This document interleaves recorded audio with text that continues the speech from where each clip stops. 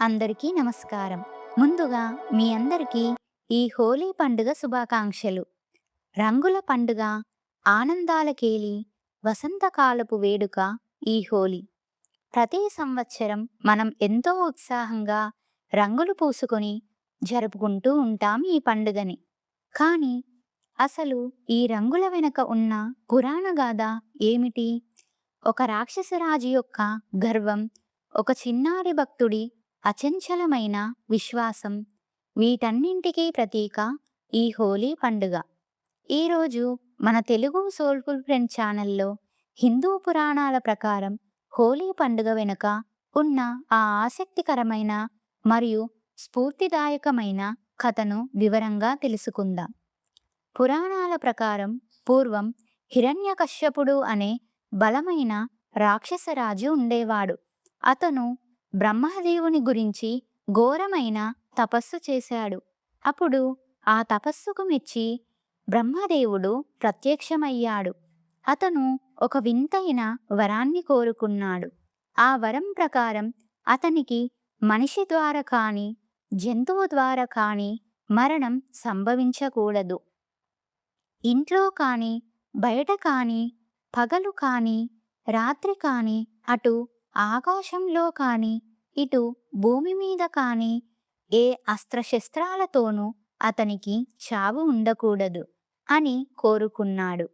బ్రహ్మదేవుడు అతను కోరినట్టుగానే ఆ వరాన్ని ప్రసాదించాడు. ఇక ఆ వరగర్వంతో హిరణ్యకశ్యపుడు తనను తాను దేవుడిగా ప్రకటించుకున్నాడు. లోకమంతా తననే పూజించాలని, శ్రీ మహావిష్ణువు నామస్మరణ ఎవరు చేయకూడదని ఆజ్ఞాపించాడు. ఎవరైనా అతనికి ఎదురు తిరిగితే వారిని కఠినంగా శిక్షించేవాడు కూడా. కాని విధి విచిత్రమైనది. ఆ రాక్షసరాజు ఇంట్లోనే పరమ విష్ణుభక్తుడు కొడుకుగా జన్మించాడు. అతడే ప్రహ్లాదుడు.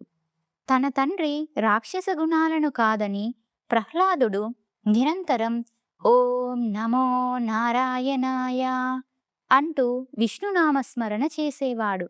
ఇది తెలిసిన హిరణ్యకశ్యపుడు రగిలిపోయాడు.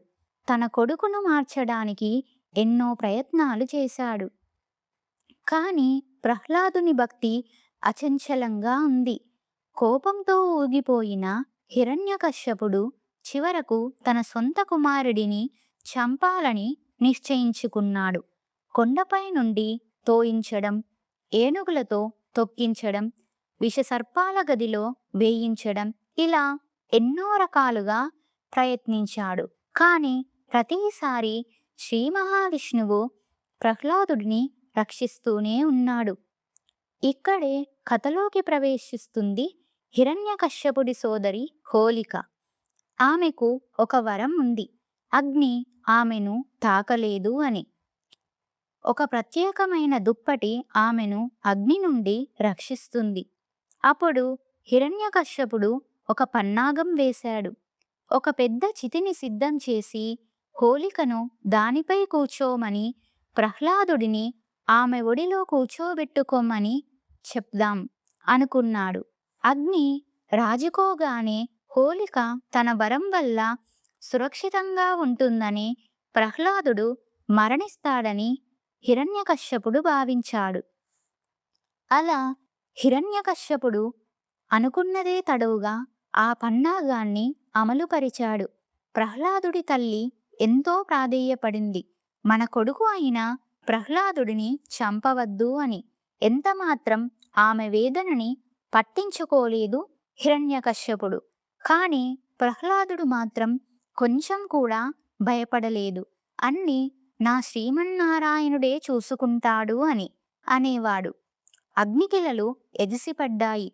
ప్రహ్లాదుడు కళ్ళు మూసుకొని భగవంతుడు అయిన ఆ శ్రీ మహావిష్ణువుని ఓం నమో నారాయణాయ అని ధ్యానించాడు. అప్పుడు ఒక అద్భుతం జరిగింది. హోలిక అహంకారంతో ఆ వరాన్ని దుర్వినియోగం చేసినందుకు అగ్నిదేవుడు ఆమెను దహించి వేశాడు. కాని శ్రీహరి కృపతో ప్రహ్లాదుడు క్షేమంగా బయటకు వచ్చాడు.